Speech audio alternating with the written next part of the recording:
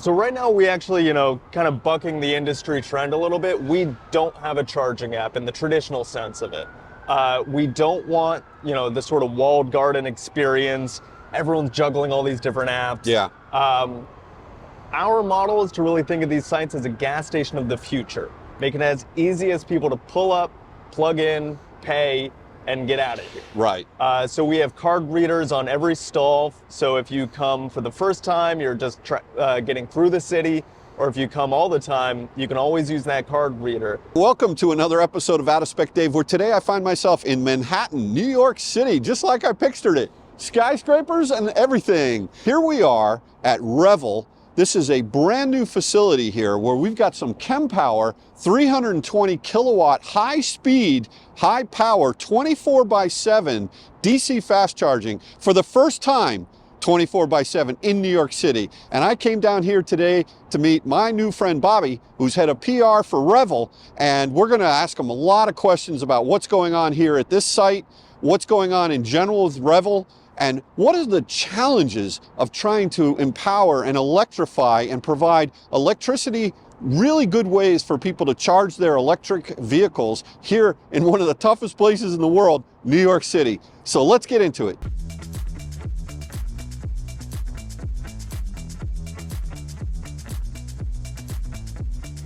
All right, so Robert, very nice to meet you.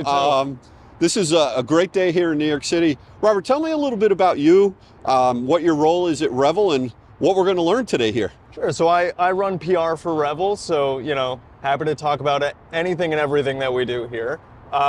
Revel, as you've mentioned, we are an urban electrification company founded here in New York City, based in Brooklyn. The expansion for Revel is taking place in the urban centers, and beyond New York City, what other cities are you expanding to? Yeah, so we're focused on the biggest, densest cities in the country, places where people live in apartment buildings, they don't have access to home charging, they need that public infrastructure to be able to go out and get an EV. It's also where you have rich transit environments and a lot of rideshare activity. So New York City's #1 on that list, but next year we'll be opening up in the Bay Area. We've got sites in development across urban core of San Francisco, Oakland, San Jose, and over the summer we signed our first lease in Los Angeles. We'll be opening downtown LA in 2 years, working on a much more robust pipeline in that city. And next up, a few years down the line, we're looking at Chicago, but also on the roadmap might be cities like Boston, Philly, DC. So we're not so interested, obviously the highway charging, it's important. It's not going to be our market. There are other folks already doing that, doing it well. But if you think about a rideshare driver, again, that highway charging is built for the road trip scenario in your EV, addressing that range anxiety. A rideshare driver is doing a road trip every single day in New York or in Los Angeles. They're driving 10, 12 hours, putting a ton of miles on the road. They need that same convenient access to charging. It's just a much denser geographic area that you're dealing with. So a lot of opportunity there. And yeah, we really see ourselves as a first mover to build large sites. And our goal is really to make adopting EVs, making that switch to electric as easy as possible for people. So whether that's hailing a ride on our all-electric rideshare app or getting your own EV and charging at one of our stations. Right. Now, a lot of you people who may have come to New York City or live in New York City, you always see these blue Revels. It's like you think you're in Chapel Hill, North Carolina or something with the light blue color. But over there, you'll see there's a Nero that is charging up here at this new site here, which is, we're going to get into that. But this is a ride-hailing app that is green in a way, competing with an Uber, competing with a Lyft, and competing also with the yellow taxis.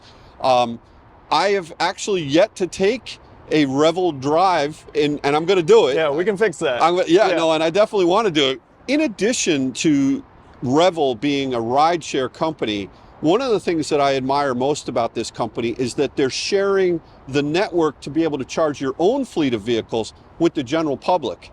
And I got to tell you, hats off to you guys for doing that. I know it started over in Brooklyn. Yeah. No, I know. And Kyle and I, we filmed over in Brooklyn was it Williamsburg, I think? So we have a site in South Williamsburg, 15 chargers in the garage of the Dime building. Okay. And that's pretty close to our flagship hub, which I think you've also been to, outside of the old Pfizer factory in Bed-Stuy. So that's 25 chargers. We opened that up in 2021. Yeah, and what was amazing was there were hundreds of Revels in that parking lot in the back where that grocery delivery service is going on now. So Bobby, I'm curious about the people behind Revel. Now, you know, it's amazing when you think about Revel and, you know, the fact that it's growing by leaps and bounds and it's got all these partnerships but there's got to be some people behind this, the spirit of the company. Tell me about the CEO. Is he or she, is that the same person that started this company back in the moped days? Yeah, you know, we've been lucky to have a great management team that's been, you know, around Revel for a long time, all of them from mopeds through now this new evolution of the company in rideshare and charging infrastructure. Our CEO, Frank Rieg, and his co-founder, COO, Paul Suey, they started the company together in 2018. You know, they had this idea while they were working together at an energy brokerage firm to get into mopeds, and they've really just had the foresight to continue driving the company forward. You know, and a lot of those early employees, you know, our VP of Corporate Affairs, Haley Rubinson, who has led all of our policy efforts, she was the first HQ hire for Revel, and she's still there today. So that's just sort of a testament to the culture we have, to the dedication to the mission at Revel, like you said, the spirit. So absolutely, there are people working on the tech side, the legal side, business development, infrastructure, but we all got to talk. You know, it's not a bifurcated business in any means. These are businesses that pair closely together. So we're all working together toward these goals. That you can see the manifestation. It's great to see. It's me. Great to hear the stability of the management team and the product that's coming off the assembly line right here underneath the FDR. You gotta love it. You know, here comes a Model Y pulling in right now, right behind us. So looking good. Yeah. So tell me about the number of charging sites that you have. I know you have the 2 over in Brooklyn. But you also have another one in Queens? Yeah, so we opened up in November last year, almost at the 1-year mark of this site, our Long Island City charging station. That's 14 fast chargers in the garage of the Jax building. What's great about that site, and this really speaks to Revel's, you know, mission over the next 5 years overall, is we're right near the Taxi and Limousine Commission headquarters. So this is where all those rideshare drivers are going to get their registrations, do their exams, and over the next 5 years, thanks to what we call in New York the Green Rides Initiative, all of those drivers have to transition to electric vehicles. So if you look at the New York City rideshare market as a whole, we have over 100,000 rideshare vehicles. It's the biggest rideshare market in the country, one of the biggest in the world. It's you know, $10 billion annual market of rideshare. Right. And in the next 5 years, they've all got to go electric. Wow, that's insane. And I remember when that announcement came up, I was up at Tesla in Mount Kisco, and all these Uber and Lyft drivers were buying Teslas that day like crazy when the Mayor Adams announced that whole program, or the date of. Now in New York City, as this car has right here, they have to run with a TLNC license plate, right? Tell me a little bit about the technology that you've put into these units over here to help someone like this gentleman right now that's going to be charging up his vehicle. So when this Revel driver here, who is renting the car from you guys. Correct. You own all the cars, right? And he's pulling in. Does he actually have to use an app in order to plug in and charge his car? How does that work? Yeah, so right now we actually, you know, kind of bucking the industry trend a little bit, we don't have a charging app in the traditional sense of it. We don't want, you know, the sort of walled garden experience. Everyone's juggling all these different apps. Yeah. Our model is to really think of these sites as a gas station of the future. Make it as easy as people to pull up, plug in, pay, and get out of here. Right. So we have card readers on every stall. So if you come for the first time, you're just getting through the city, or if you come all the time, you can always use that card reader. But recently we announced a partnership with another startup called Juice, and they've developed what they call a Face ID for your car. So it uses AI-based computer vision technology. As soon as you register your vehicle for us, you tell us the make, model, color, and you give us your license plate, then we can detect as soon as you pull into that charger what customer you are, and when you plug in, it's automatically starting that session. When you unplug, it's automatically billing you, and you get out of here. You know what's amazing about that is like we all, Tesla, I'm a Tesla guy, there's my car right over there, which I am going to plug in. And if anybody pulls in and I'm blocking a spot, I will not be that guy, I promise. But you know, we have this experience with Tesla where we don't need to use an app. You just plug in, and there's a protocol there that's checking the VIN and it's billing and it's doing all that in the background. But one interesting thing that you've got going on is you're buying units from multiple vendors of these dispensers. So these are Kempowers here, which we're going to get into in a little bit. But the fact that you've made this now seamless without an app, when you compare that to Gravity, who's across town over on 42nd Street, indoors in a garage, which is, we welcome, look, I personally welcome any kind of DC fast charging or any kind of fast charging in the city. You know, rising tide lifts all boats. There's huge demand and not enough supply. So we love what Gravity's doing as well. But they have an attendant over there and it's not 24/7, right? At least I don't think it is. I believe they're 9 to 9. 9 to 9. So you know, you can pull in. It's indoors, which is nice. But you actually have to, you know, have someone there full time. Here, you don't have, no one's here, right? This thing is... I mean, there's a security attendant behind us here is Basketball City.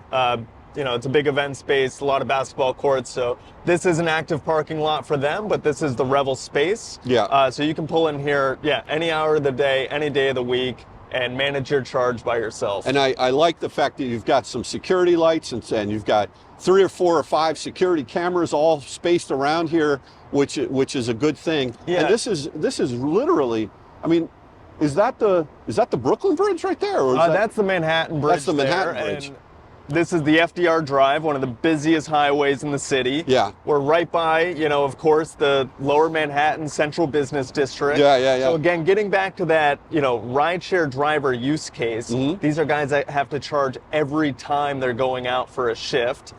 In New York City, unlike a lot of places, this is not a side hustle. This is a full-time job. They're doing 6 days a week. They're driving 10, 12 hours a day. And they need easy places to come and charge as they're coming to switch to electric vehicles. Right. So coming in and out of the Central Business District is a really key location. And that's why Pier 36 here was such an important site for us to open up last month. Yeah. No, it's exciting. And this is actually my first time coming down here. So it was, September 26th or so, I think was right in the middle of Climate Week. We ribbon cut this, so we're pretty much a month out. We've charged over 1,000 vehicles in that first month, and we definitely have capacity for a lot more. So word of mouth advertising is getting this site on people's radars. I have just a question. New York City, if you want to build anything in New York City, it's not easy. I mean, the permitting process and the number of people and understatement. The number of divisions. Tell me a little bit about what was it like to put this giant install here in Manhattan? Just, you know, I don't know if you can share cost or complexity or timing. Give me a little bit of insights what the challenges are. Sure, yeah. So this is a little bit of a unique site in that we actually developed this in partnership with the New York City Economic Development Corporation. So this is a unit of the city. This is their land that we're a tenant of. And so just having that government partner makes all that other stuff a lot easier. I see. That said, we've had a lease on this site for about 2 years because in that time we've been working with Con Edison, who we obviously work hand in hand on all of our sites, the local utility here, to step up the power on this site, bringing about 1.5 megawatts of power to these 10 320 kW chargers, and getting that kind of power upgrade. What they're used to doing for a big building that takes, you know, years to develop, versus a fast charging site we can put up in a couple months. that is the biggest hurdle to getting a site up and running. Wow. It just, it takes time. There's a queue for these things. Power is in massive demand in New York City. At the same time, you have rideshare drivers going electric. Buildings are going electric by 2030. So the grid is not, it's not free.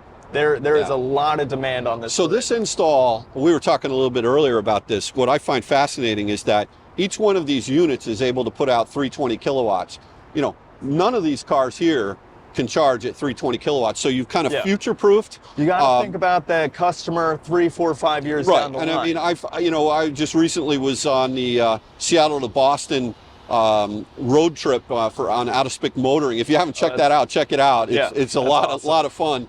But I was able to drive the Lucid Air, and I saw 333 as a peak. But and then it comes off of that. But the way that you've installed these cabinets and the infrastructure, it's not load sharing. So if we had 10 cars here and they were all Lucid Airs, would they all be able to pull the max power for each one of those cars, or does it actually have to spread the juice out over the cars? So because we stepped up the power here, we can maximize the power output at this site. Wow. So to answer your question, yes. So what's really great about the Kempower units here is they're modular. So if any of the power equipment for one fails for a number of reasons, fast chargers are complicated pieces of machinery, they can then share from another charger. So in that case, you're lowering the power that you're going to get across all of them, but you're making sure that all the dispensers are online. I see. I gotcha. Versus, some other charging equipment, everything is centralized in the charger itself. So if one component there goes down, that charger's offline until you get it fixed. Right. And one of the things I also noticed here is that you've got, it's not common to see Knacks or the North American Charging Standard anywhere except on a Tesla, supercharger. We got this beautiful Model X pulling in here. It's getting busier. You might have to move it. I know. I think I'm going to have to move. We got one more Knack stall open there. Yeah. So we're 5 CCS, 5 Knacks, all native plugs. Right. And that's just another testament to Kempower. This is our first site putting in Kempower equipment. It's a Finnish company. They just built a massive factory in North Carolina, so they're going to be stepping up, their deployment across the U.S. And we're excited to put a lot more of their chargers in the ground. Listen, we at Out of Spec, we're big fans of Kempower. As a matter of fact, I know they've been a sponsor of our channel. So Kyle does a lot of traveling over to Europe, and he's very familiar with them. What's interesting is you can spec these cabinets out to be Knacks or CCS, or you can have 2 cables. You made the decision to just have 1 cable and split them 5 and 5, Knacks and CCS. Tell me a little bit about that. So at this site, we wanted to go 1 charger per stall, and that just has to do a lot with, as we're going through the design process, how do we maximize the space that we have here and maximize the power? If you're splitting a dispenser across 2 cars, you're not going to be able to get max power if both of those sides are plugged in. Gotcha. We do, at some other sites, we have chargers that are CCS Knacks, and you can do 1 of each on either side. And we will be doing sites, including in the Bay Area, with those other version of Kempower chargers as well. So it's all about, how can we configure the charger to parking stall design and ratio to make sure we can get as many EVs in here at once. What kind of expansion do you have here? It looks like there's more room. Have you been able to negotiate if the demand, let's say, right now, what is it, 10 o'clock on a Saturday morning, and it's starting to fill up. When I first got here, the only car that was here was the Bolt, and the Bolt's still here, by the way, which is a whole different issue. Yeah. So Bobby, enough talk, man. I want to charge here. I want to get this thing going, so come with me. This is generally going to be the first time I've ever used one of these Kempowers here. I think I was in England over the summer, and I did charge on a Kempower, and I like these management system. It's nice and tall, so no matter where your port is on the car, you're not going to have, like with Tesla with the superchargers, it's a very short thing, cable. One of the things you'll notice about these cables is they're pretty thick. Even though this is a Knack's port on the end here, these cables are thick because these are not liquid cooled. Now you can buy different cables from Kempower or from other manufacturers that are liquid cooled. The cables will be a lot smaller, but I think this is a smart decision. And what I'm going to do now is I'm going to charge, so we're talking 59 cents per kilowatt hour plus tax. New York City plus a lot of taxes, I'm sure.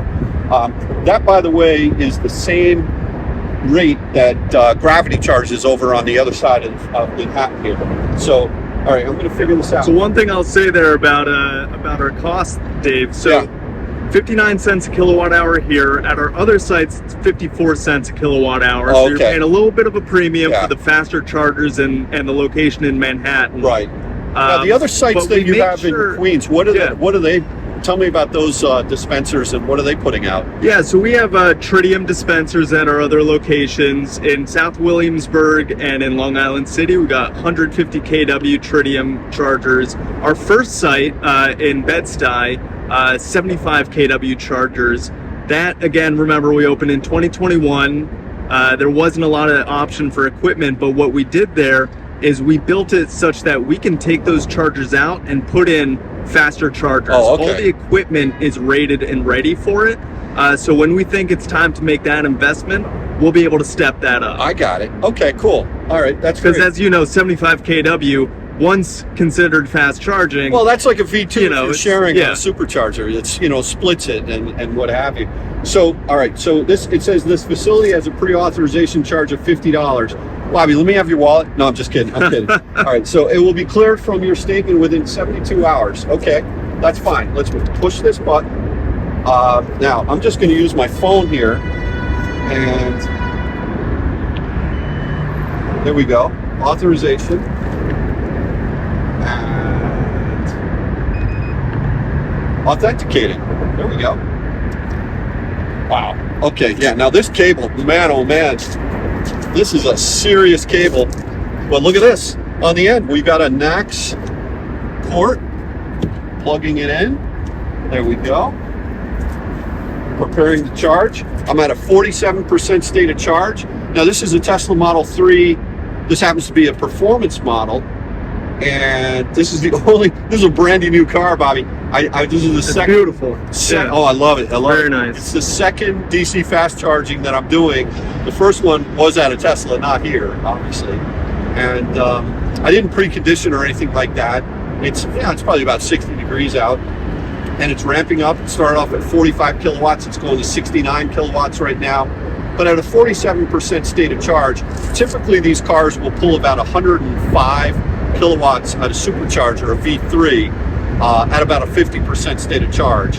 So, but look, I'm not really going to worry too much about the speed right now, 66 kilowatts, but that was super easy. I mean, I didn't have to have an app. I just put my phone up against there. You can use multiple credit cards. It uses RFID.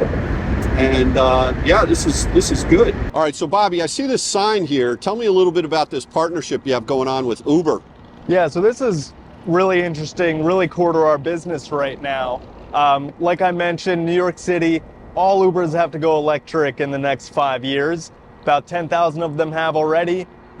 There's about 70, 80,000 more to go. So Uber and Revel are doing everything we can to help incentivize those drivers and make it easier to make the switch.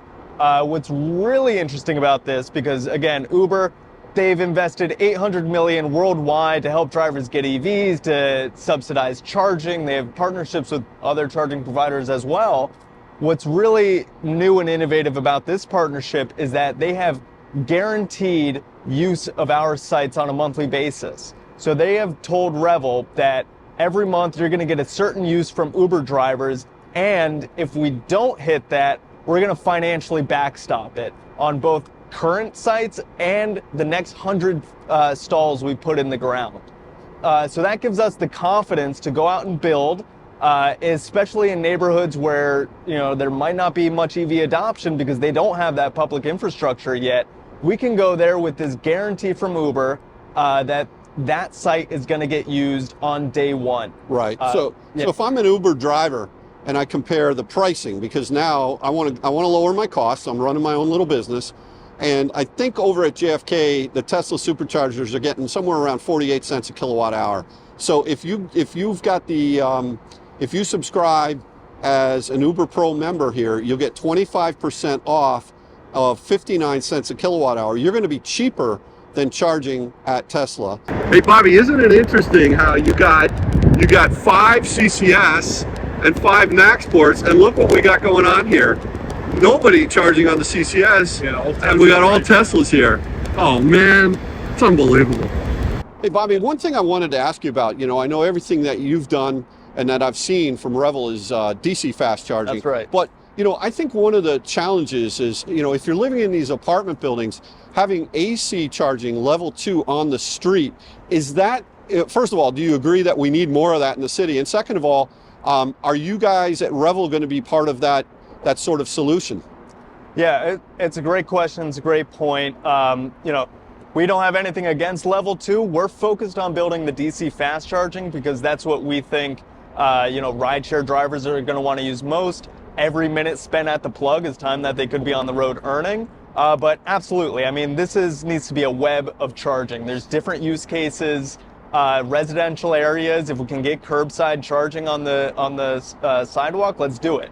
That's just going to spur more EV adoption, help utilization across all of our sites, and generally just be a boon for the industry. A couple folks doing it here in New York.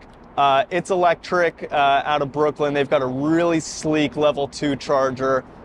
Revel also has worked with a firm called Volt Post. They're doing something interesting on light posts, being able to retrofit them with level 2 charging. We're looking at how we can partner potentially to go after cities with a more networked solution. So yeah, there are players here. It's not our space specifically, but we want to be working closely with these people. Is it Con Ed doing something with Flow as well? So Con Ed did a first pilot a couple years ago with a charging company called Flow. They put 100 chargers around the city. They're now ramping that up to, I believe, 600 chargers, but it's going to be across a few different providers. So Flow's getting some more, and I think some of these other companies are also going to be deploying. But yeah, it's a big focus of the city and Con Edison to do both level 2 and fast charging. Like I said, you're going to get different kinds of users at both of them. The level 2, often it's more of an amenity charge, or it's an overnight charge. Here, you have folks using it more like a gas station. Right. So it's just different ways we can take advantage of how you use an EV, different from a gas car, right? Right, makes sense. All right, so Bobby, I really want to thank you for taking me, through this site here my today. Pleasure, Dave. It's been fun. Super impressive. What are your last thoughts about your efforts here? Look, let me just say first off, thank you, Out of Spec. Love you guys. Happy to have you here at our sites again. We'll definitely have you at our sites in the future. And I think that's really the closing message, right? This is still, a starting point.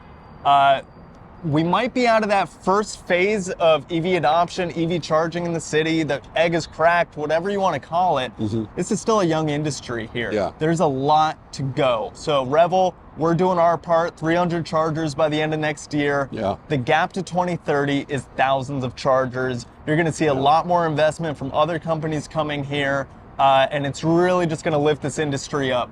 City like New York, dense area, you have the most congested vehicle traffic. So you think about where EVs can have the most impact on the environment, on air quality, on the economy.